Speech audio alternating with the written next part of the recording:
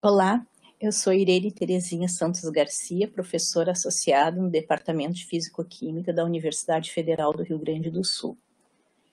Eu vou apresentar aqui os princípios de transparência e boas práticas em publicações acadêmicas. Esses princípios foram publicados por 4 entidades: o Comitê on Publication Ethics, o Director of Open Access Journals, o Open Access Scholarly Publishers Association e o World Association of Medical Editors. O que são esses princípios? Eles são princípios básicos, cada entidade pode ter princípios adicionais a esse, mas são 16 princípios básicos que avaliam a adequação para adesão de editores ao sistema Open Access. E a primeira versão, ela foi publicada em 2013, teve uma revisão em 2015 e a última versão em 2018.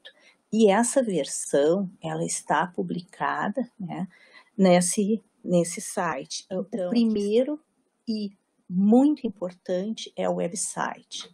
Ele deve ser claro, com links funcionais, sendo fácil encontrar os documentos. Importante, ele não deve imitar sites de outras revistas, ele deve ter suas características. Deve ter um pequeno texto, né, na sua apresentação, com foco e escopo da revista, definir claramente seu público-alvo, os ISSN, se a revista tiver versão impressa e eletrônica, eles devem estar disponíveis no website, e uma declaração do que vai ser considerado para publicação. O nome da revista. Esse, então, aspecto que diz respeito ao nome da revista, ele deve ser único e evitar aproximações com revistas cujo fator de impacto é maior, porque isso pode levar potenciais autores e leitores a um engano sobre a origem, né, da revista. Deve ter claro o processo de avaliação pelos pares. E essa avaliação pelos pares, ela implica em receber recomendações de avaliadores especializados, que não façam parte do corpo editorial da revista. Então, esse processo todo, ele deve estar claramente descrito para os autores no site da revista. E o site não deve, em hipótese alguma, garantir a aprovação de artigos ou dizer que os períodos de avaliação são curtos. Não é recomendado. O quarto quesito diz respeito à propriedade e gerenciamento. Então, os proprietários e gestores da revista, eles devem estar claramente indicados no site e jamais utilizar nomes institucionais ou de revista que possam confundir potenciais autores e editores, né, sobre sua origem. O órgão diretivo, né, a revista, além do seu editor-chefe, dos seus editores executivos, enfim, ela precisa ter um corpo, um conselho editorial, um órgão diretivo, cujos membros sejam especialistas na área incluída no escopo da revista. E nomes completos, afiliações desse conselho editorial devem constar no site.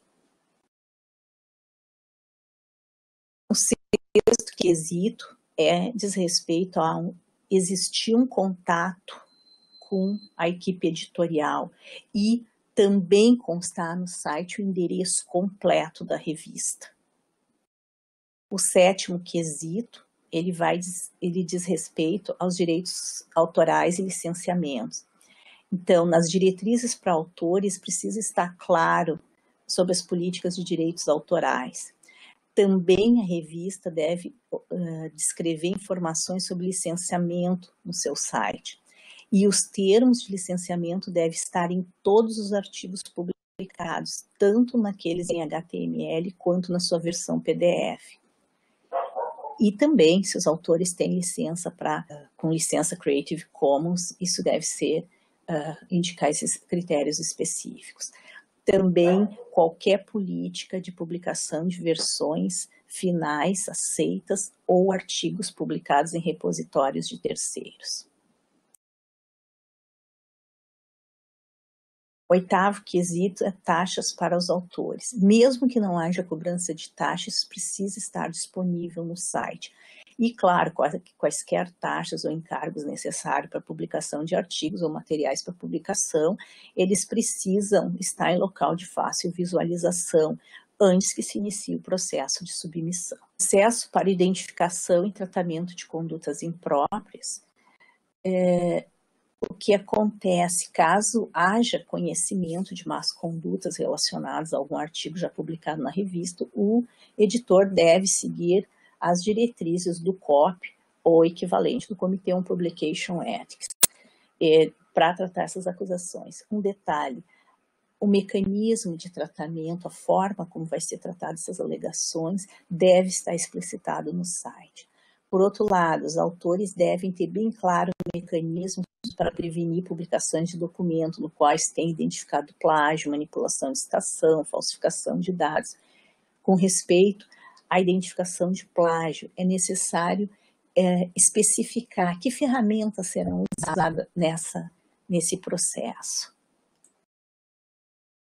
O 10º quesito, que é a ética, sobre ética na publicação, nas políticas de ética deve estar visíveis no site autoria e contribuições, como a revista vai lidar com reclamações e recursos, conflito de interesses, compartilhamento de dados e reprodução, supervisão ética, propriedade intelectual, opções para discussão e correções pós-publicação. Então, tudo isso visível, né, no site.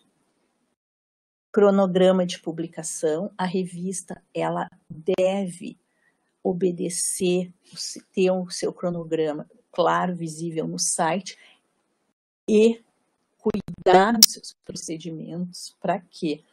Para manter essas datas, para conseguir viabilizar sua publicação e dar isso.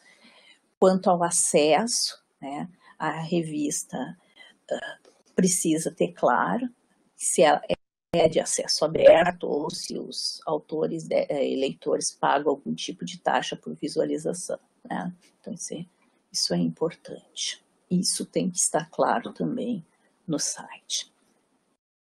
A revista deve prever e também explicitar isso no seu site, como fará se algum dia deixar de ser publicada, onde estarão as edições dessa revista, onde serão armazenadas.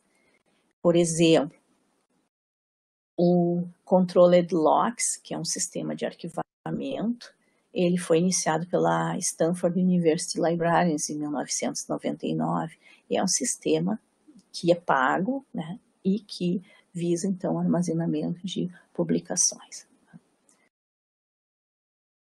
O 14º item, fontes de receita, que é taxas para autores, assinaturas, publicidade, reimpressão, apoio institucional e organizacional.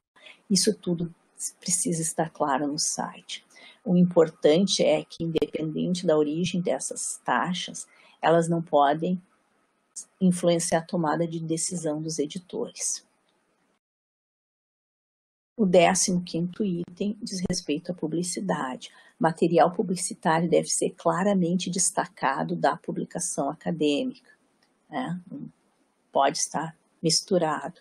E também a revista precisa ter clara a sua política de publicidade, o que é aceito para publicidade e o que não é, né? E o último item diz respeito ao marketing direto, que são orientações principalmente para a atividade dos editores da revista.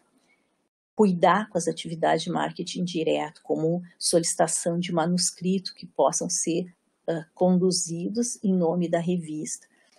Essa solicitação ela precisa ser de modo discreto e direcionado ao seu público-alvo, sempre evitando confundir autores.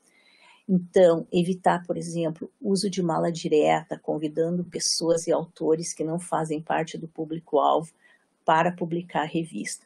Quanto a isso, infelizmente, todos os dias, eu recebo em torno de uns 10 e-mails por dia, exatamente fazendo tudo ao contrário desses princípios de boas práticas, garantindo publicação direta, convidando, por exemplo, eu sou da área da química, convidando para publicar na área de sociologia ou numa revista de psicologia, que é algo que é completamente inadequado. Então, são exemplos da péssima política de marketing direto. Então, era isso que eu tinha para dizer. Então, obrigada.